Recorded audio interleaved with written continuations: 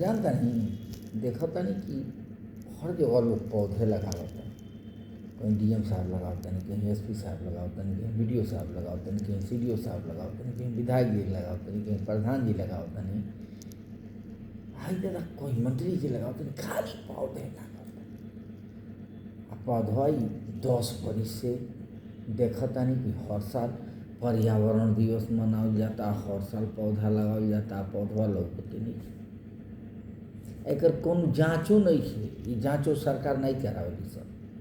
कोनो सरकार ये पौधा लगले के जाँच नहीं करावे। कोई करोड़ लुटा जा, कोनो दिक्कत बा नाही। कोई कह जाए भाई हमने के हती मुखी आदमी ये देश के हैं जा, यूँ नहीं कोई सकेनी जा कि नहीं जाँच बड़ी जरूरी बा।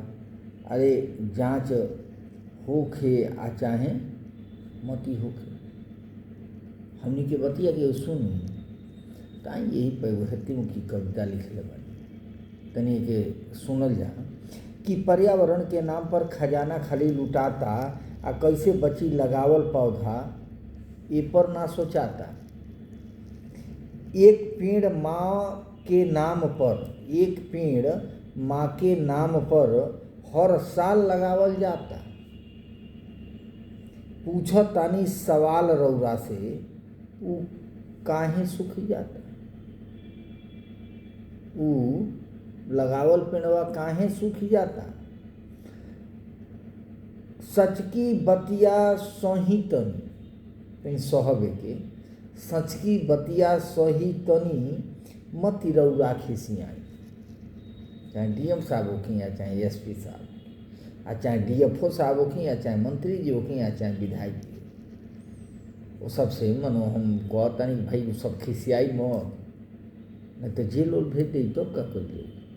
तो ये कहता नहीं कि सच की बतिया सही तनी मती रउआ खिसियाई, हाथ पकड़ के पौधा के फोटो खाली खिंचाता।